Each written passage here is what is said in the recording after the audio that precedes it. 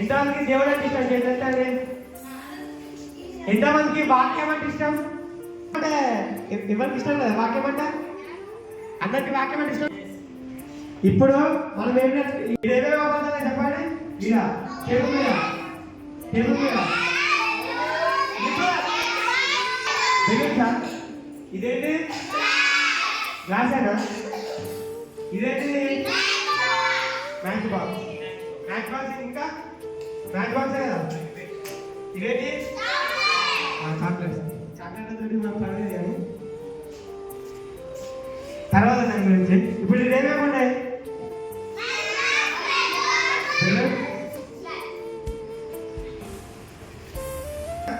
ఇప్పుడు మన కాన్సెప్ట్ ఏమనుకున్నా, ఇప్పుడు బెలూన్ ఏంటంటే దేవుడు అని అనుకోవాలి. ఏంటి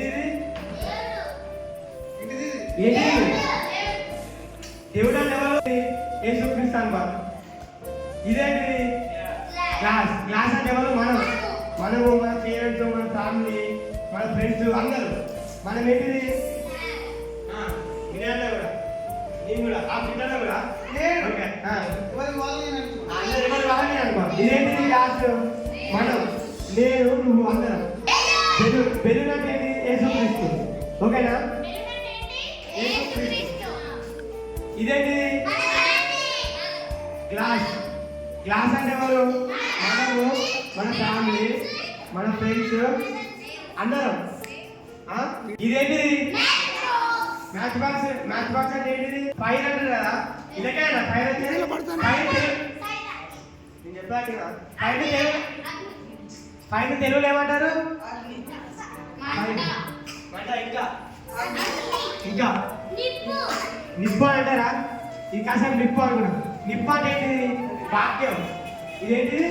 వాక్యం. అర్థమైందా? ఇప్పుడు ఇది అంతేంటి అంటే ఇదంతా లోకం అన్నట్టు. ఏంటిది? ఇదంతా ఈ చుట్టుపక్కల ఇప్పుడు ఈ గ్లాస్ ఉన్నాయి కదా, ఈ గ్లాస్ చుట్టుపక్కల ఏంటిది? అంతా లోకం. లోకం అంటే ఏంటిది? మనకు లోకం ఎవరు? దేవుడు సృష్టించింది. లోకాన్ని దేవుడు సృష్టించింది కదా. లోకరాశ ఉంటుందట. అంటే ఏంటిది? శరీరాశ అంటే? శరీరాశ అంటే ఏంటిది? ఇప్పుడు మంచిగా డ్రెస్ వేసుకున్నాడు అనుకో, వాళ్ళ చూస్తే మనకు కూడా వేసుకోకపోతే ఏంటంటే ఆయన మంచిగా డ్రెస్ వేసుకున్నాడు, నీకు కూడా వేసుకుంటా, ఆయన మంచిగా వేస్తే కటింగ్ కొట్టుకున్నాడు, నీకు కూడా కొట్టుకుంటా అనే ఆలోచనలు వస్తాయిగా. దాన్ని ఏమంటారు? శరీరాశ. నేత్రాశ ఏంటంటే ఇప్పుడు మనం చూసాం అనుకో, ఇప్పుడు సపోజ్ మనం ఒక ఫిలిం చూసాం అనుకో, అని ఆ ఫిలిం మంచిగా ఉన్నాయిగా, ఆయన బాగా యాక్టింగ్ చేసిన అన్నారా? ఇప్పుడు ఏదైనా పార్క్ గురించి చెప్పినాడు, మనం ఎట్లా అవుతాం కదా, అయ్యో కూడా పార్క్ కట్టుంటాడుగా, మనం కూడా ఒకసారి వేద్దాం అని ఉంటాయి కదా. ఇప్పుడు ఇది అంటే ఏంటని చెప్పిన లోకం ఇదేంటిది? ఏసయ్య మనం పక్కన మనం పైకి లేవాలి కదా. ఏసయ్య మనం చేయి పట్టుకుంటాడు కదా, మనం పైకి లేవాలి కదా. చేస్తానా మనము? వాక్యం లేదు కదా మన దాంట్లో. వాక్యం లేదు కదా. మన దాంట్లో వాక్యం లేదు కాబట్టి దేవుడు మనల్ని లేపుతున్నాడు. అర్థమైందా? మన దాంట్లో ఏం లేదు, మన లోపల వాక్యం లేదు కాబట్టి దేవుడు లేపుతున్నాడు. ఒకవేళ వాక్యం ఉన్నదా? ఇప్పుడు మన దాంట్లో వాక్యం ఉన్నదా? ఉన్నది. ఇంత ముందు లేదు, ఇప్పుడు ఉన్నది. ఇప్పుడు లోపల వాక్యం ఉన్నదిగా. చూద్దాం ఉంటే ఏం జరుగుతుంది, లేకపోతే ఇప్పుడు మన లోపల వాక్యం ఉన్నదా? అగ్గు ఏసయ్యా. ఒకవేళ మన లోపల వాక్యం ఉంటే దేవుడు ఎంత పైకి చేస్తాడు? వాక్యంతో చాలా పైకి చేస్తాడు.